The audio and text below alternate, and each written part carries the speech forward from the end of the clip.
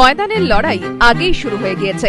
4 রাজ্যে হার লোকসভা ভোটের আগে বড়সড় ধাক্কা দিলেও নতুন করে ঝাঁপাচ্ছেন রাহুল গান্ধী। আর এবার রাজনীতির ময়দানের পাশাপাশি নেট যুদ্ধেও যাতে মোদী কেজরিওয়ালের থেকে দলের সহ সভাপতি পিছিয়ে না থাকেন তা নিশ্চিত করতে পূর্ণোদ্যমে ঝাঁপাচ্ছে কংগ্রেস নেতৃত্ব। রাহুলের উজ্জ্বল ভাবমূর্তি গড়ে তুলতে এবার জনসংযোগকারী সংস্থার সাহায্য নিচ্ছে দল। বার্সন মার্সলার নামে একটি জনসংযোগকারী সংস্থা রাহুলের ফেসবুক এবং টুইটার অ্যাকাউন্ট দেখভাল করবে। রাহুলের বিভিন্ন জনসভার ছবি সোশ্যাল নেটওয়ার্কিং সাইটে আপলোড করবে এই সংস্থা। রাহুল গান্ধীর পাশাপাশি ইউপিএ 2 সরকারের উজ্জ্বল ভাবমূর্তি গড়ে তুলতেও সক্রিয় কংগ্রেস। এজন্য জাপানে বিখ্যাত বিজ্ঞাপন ও জনসংযোগকারী সংস্থা ডেনসো ইন্ডিয়ার সাহায্য নিচ্ছে কংগ্রেস।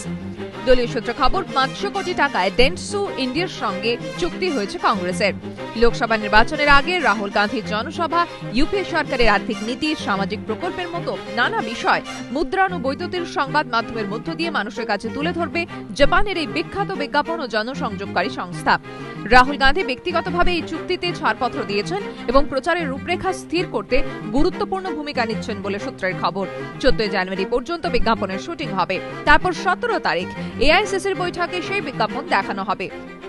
জনসংযোগকারী সংস্থা বার্সন মার্সলার কংগ্রেসের সঙ্গে চুক্তির বিষয়টি স্বীকার করে নিলেও ডেনসো ইন্ডিয়া এখনই এই বিষয়ে কিছু বলতে চাইছে না।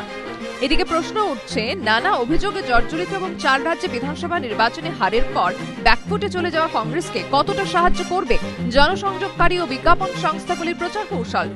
নেট যুদ্ধে দীর্ঘদিন আগেই নেমেছেন নরেন্দ্র মোদী। বিজেপি সূত্রে খবর, তার নিজস্ব আইটি টিম আছে যারা প্রতি মুহূর্তে সোশ্যাল নেটওয়ার্কিং সাইটে মোদী সংক্রান্ত নানা ইতিবাচক খবর আপডেট করে চলে। টেক সাভি নতুন প্রজন্মের মধ্যে মোদীর উজ্জ্বল ভাবমূর্তি তৈরির চেষ্টা করে। সোশ্যাল নেটওয়ার্কিং সাইটে মোদী ও রাহুল অনুগামীদের মধ্যে ফেকো বনাম পাপ্পুর লড়াইও জমজমাট। ফেসবুক টুইটারের মাধ্যমে শহুরে এলাকায় নিজের আধিপত্য তৈরির চেষ্টা চালাচ্ছে অরবিন্দ কেজরিওয়ালের আম আদমি পার্টিও।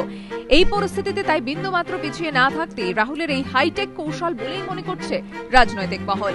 এবিপি আনন্দ।